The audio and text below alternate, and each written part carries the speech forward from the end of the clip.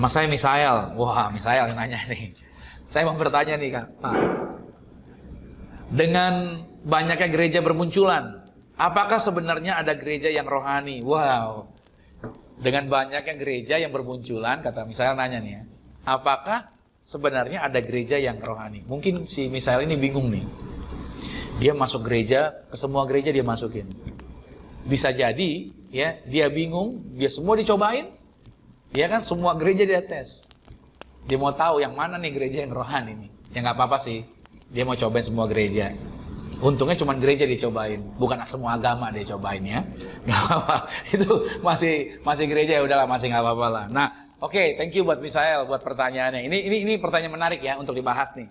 Sekarang ini kan banyak bermunculan gereja ya, atau persekutuan orang percaya. Sama gereja Zion Church of Christ juga baru muncul 2019, kami baru mulai sebagai Persekutuan Doa, lalu masuk di 2020 kami mulai sebagai gereja. Jadi kami juga termasuk gereja startup juga nih, gereja baru juga.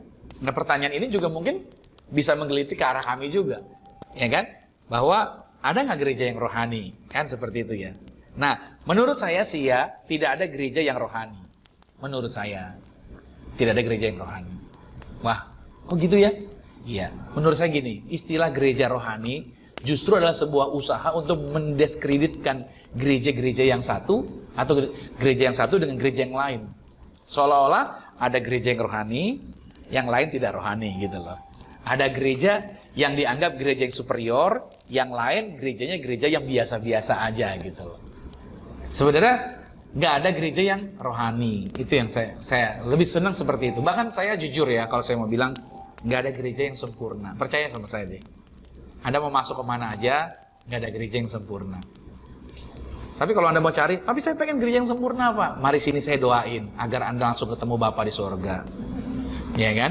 Karena nggak ada gereja yang sempurna. Karena orang maksa. Pak, saya maunya gerejanya yang benar-benar rohani gitu. Nggak ada. Kita ini satu tubuh. Makanya kita punya anggota yang berbeda-beda.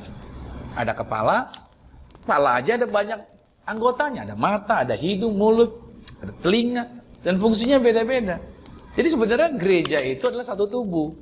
Masing-masing anggota tubuh bekerja dalam kapasitasnya masing-masing. Ada gereja yang fokusnya pujian penyembahan. Ya kan? Ada gereja yang fokusnya khotbahin akhir zaman. Ada gereja yang fokusnya mujizat.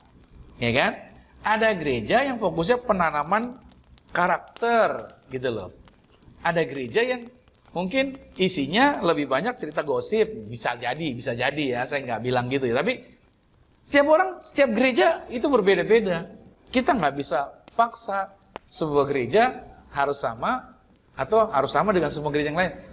Kalau gereja semua kelihatannya sama, kayaknya kaku ya. Artinya gini ya, jadi nggak menarik lagi gitu loh. Nah, karena Tuhan itu menciptakan warna yang banyak ya. Justru dengan warna yang banyak itu menjadi indah dipandang. Jadi menurut saya sih nggak apa-apa ya gereja berbeda-beda. Kita nggak perlu bertengkar antara sesama anggota tubuh gitu kan. Kita nggak perlu jadinya iri hati satu dengan yang lain. Tapi saya memang jumpain sih, godaan terbesar adalah apa? Iri hati. Pengkhotbah menulis bahwa seringkali yang kita buat kan karena iri hati. Ya kan? Ayo tambah lagi penghasilan. Lihat yang ono udah penghasilannya segini. Tingkatin lagi level kamu. Iya, jadi tujuannya memotivasi karena apa? Karena iri hati. Banyak kali gereja dibangun juga gara-gara itu. Lihat gereja yang situ sudah lebih gede, gereja yang itu buat ini. Makanya sebenarnya bangun gereja itu sebenarnya bukan karena iri, tapi karena visi. Kalau orang bergerak karena visi, ya, dia jalanin aja visi itu. Mau gereja A bikin sesuatu, gereja B bikin sesuatu, itu nggak usah jadi sesuatu yang memberatkan, biarin aja. Kita bergerak di area kita ini. Dari sejak awal saya bangun gereja ini, kita punya visi. Saya ajak teman-teman mereka, ayo kita bergerak sesuai visi ini. Ya kan? Kalau kita bergerak sesuai visi, nanti Tuhan siapkan provisi gitu loh. Jadi kita nggak perlu terganggu dengan apa yang orang buat.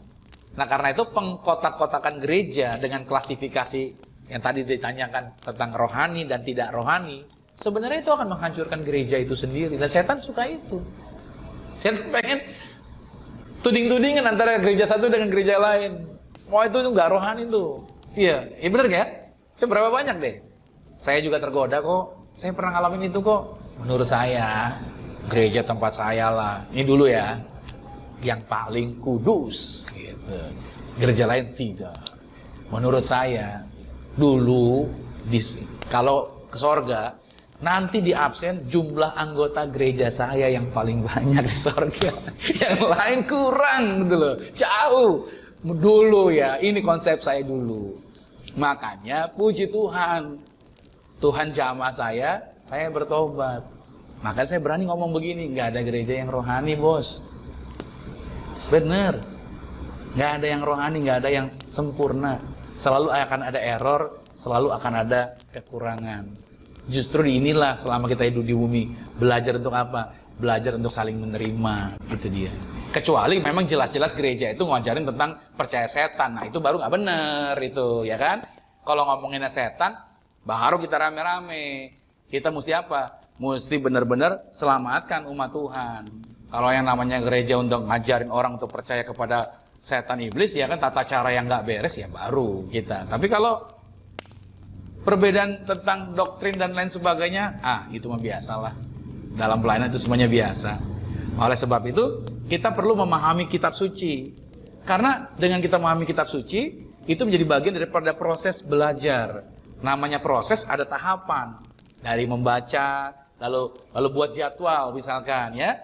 Buat jadwal untuk baca Alkitab, itu akan menjadi bagian proses. Kalau nggak bisa baca satu perikop, cobalah baca satu pasal dulu misalkan.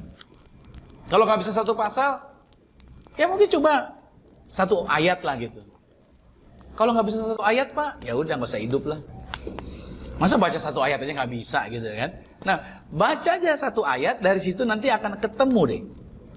Roh Tuhan akan bangun proses tersebut.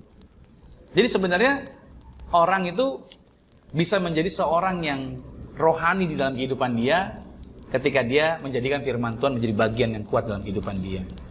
Saya teringat ada sebuah cerita nih, cerita anak SD nih. Dia baru pulang, suatu hari anaknya pulang sekolah langsung makan siang kan. Udah gitu ibunya tanya, "Dek, hari ini kamu belajar apa?" "Hari ini aku belajar menulis Bu," katanya gitu. Wah, katanya gitu. "Kalau gitu adik nulis apa?" "Nggak tahu Bu," kata anaknya. "Loh kok nggak tahu?" "Iya kan adik belum belajar baca, gimana bisa nulis?" Kata gitu. Loh lucu juga ya, nih anak dia ditanya ibunya belajar apa, dia bilang belajar nulis. Ditanya nulisnya apa, dia bilang nggak tahu. Kenapa nggak tahu? Karena belum baca gitu, belum belajar baca. Jadi belajar memang sebenarnya ada tahapan. Jadi belajar ada tahapan. It's okay, nggak apa-apa. Jadi mulailah dari membaca.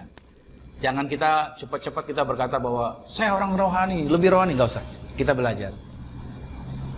Rohanikan diri Anda di dalam pendewasaanmu bersama dengan Tuhan. Nah dengan demikian, itu akan membantu Anda memperoleh banyak wawasan, dan itu akan membangun iman Anda ke arah yang semakin lebih benar lagi. Puji Tuhan, saya kira buat Misael ini paham ya. Gereja yang rohani cuma nanti di surga ya. Kalau di bumi masih banyak yang nggak sempurna.